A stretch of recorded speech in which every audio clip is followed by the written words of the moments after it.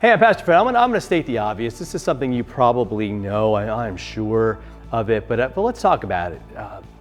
That what you do is almost always a product of who you are.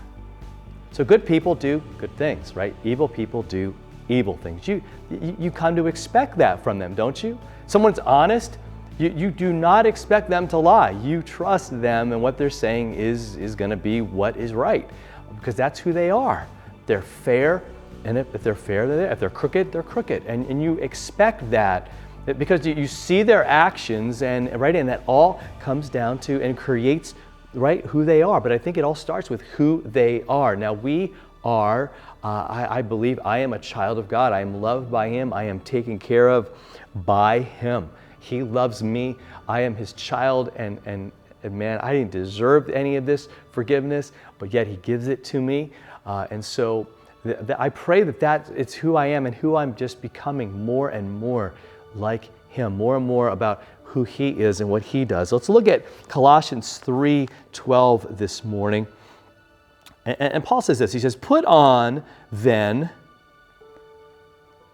as God's chosen ones," right? That's who we are. We are holy, we are beloved. It says, so put on compassionate hearts. And here comes our word, kindness, humility, meekness, and patience. Put on those things, like get rid of all the bad stuff, the obscene talk, get rid of being mean, get rid of being vengeful, get rid of anger and all those hateful, nasty things, but put on, every day, be like, all right, that's going to be my focus. This is who I am. I was chosen by Him. He loves me. He adopted me, claimed me to be His own. I am holy. In other words, I am set apart for His purposes, for who He has made me to be. And that is to be loving and caring and compassionate and kind and humble, right? We're going to talk about humility next week. Patient with people. I'm going to hang in there with them. Isn't that a huge kindness that we can give to people?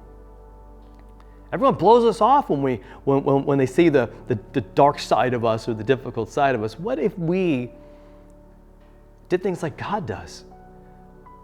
Because we know we've experienced it in our own hearts. And maybe we need to look at that and see how have we experienced that love? What does it mean to us? Because Paul's there's almost this expectations that as we see ourselves as chosen and holy and His beloved, His loved ones, that this is what our hearts are going to look like. This is what our lives are going to look like. Our relationships are going to look like this. Filled with compassion, kindness, with humility, gentleness, and meekness, patience.